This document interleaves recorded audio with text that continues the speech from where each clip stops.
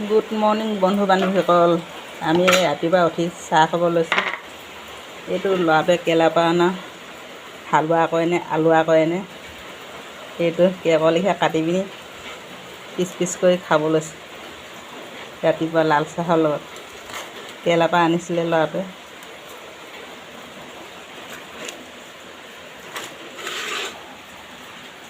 আলুৱা কৰেনে হালোৱা কৰেনে, একদম কেকটো লিখাই লাগিছে কাটিবলৈ।